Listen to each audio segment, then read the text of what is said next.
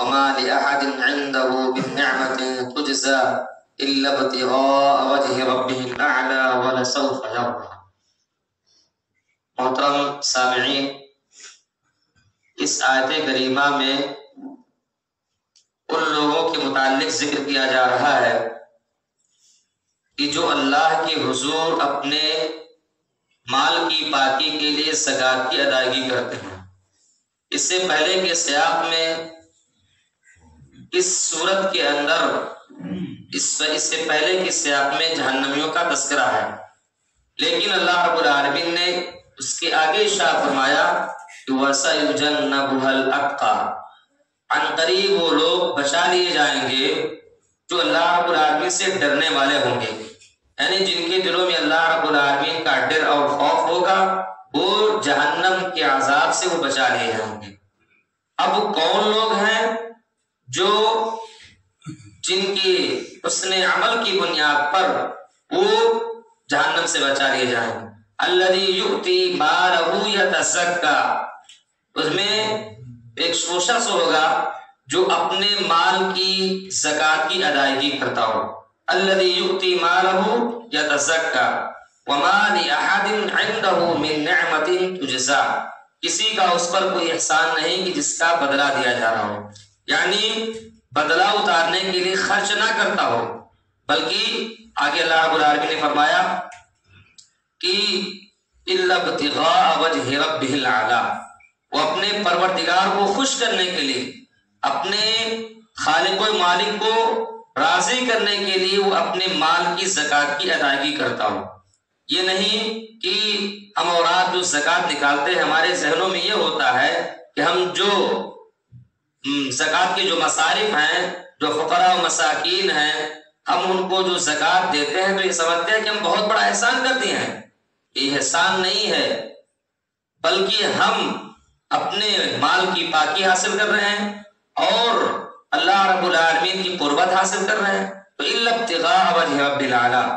زکوٰۃ کی ادائیگی جو کرتے ہیں اگر وہ اللہ رب العالمین کو خوش کرنے کے لیے کرتے ہیں، اخلاص کے لیے کرتے ہیں، تو اللہ رب العالمین ایسے لوگوں کو جہنم کی آگ سے بچانے گا۔ الا ابتغاء وجہ رب العالی ولسوف یرضی، عنقریب اللہ رب العالمین اس سے خوش ہو جائے گا۔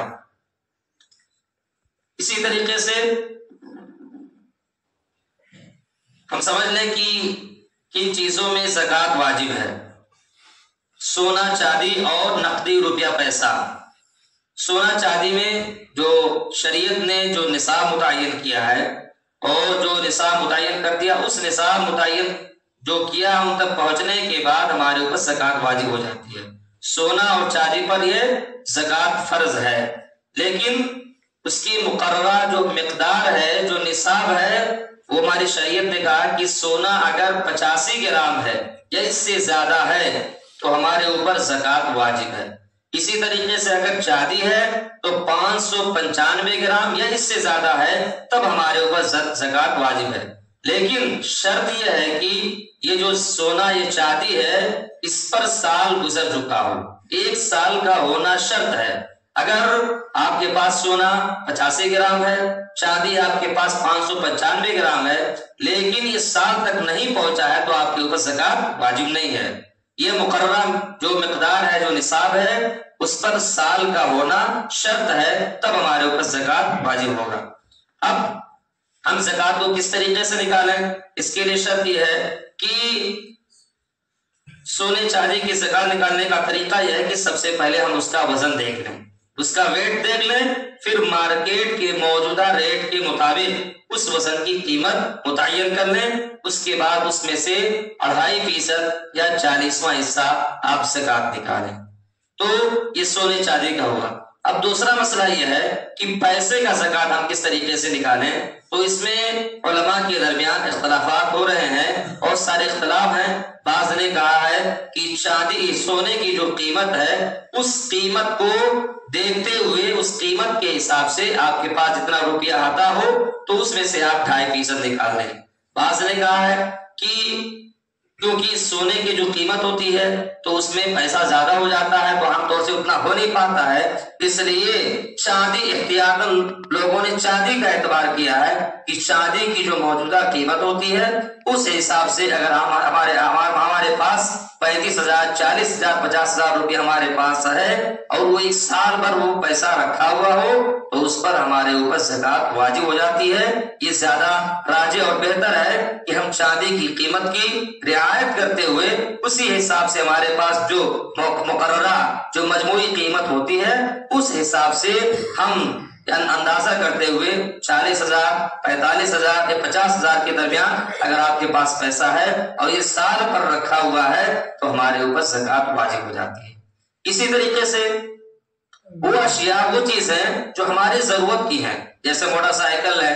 یا بڑی گاڑیاں جو ہیں جو ہم اور آپ سے اپنے لیے ذاتی استعمال کرتے ہیں، اس سے ہمارا کوئی کاروبار نہیں ہے تو اس پر زکات واجب نہیں ہے۔ ہاں یہ کہ اگر ہم اس نیت سے لیے ہیں کہ اس سے ہم اپنا لین دین کر رہے ہیں، اس پہ کاروبار کر رہے ہیں اور اچھی خاصی آمدنی آ رہی ہے، تب ہمارے اوپر اس کا حساب کرنے کے بعد تب ہم اس پہ زکات نکالیں گے۔ لیکن جو ہماری ضرورت کی چیزیں ہیں، جیسے ہم اس کو صرف اپنے لیے استعمال کرتے ہیں، کسی غیر کے لیے استعمال نہیں کرتے ہیں، تو اس پر زکات واجب نہیں ہے۔ اسی طریقے سے وہ لوگ جو تاجر ہیں، جو کاروبار کرتے ہیں، تجارت کرتے ہیں، تو تجارت والے وہ اپنے سال بھر کا آمدنی جو ہوتی ہے اس کا حساب کریں۔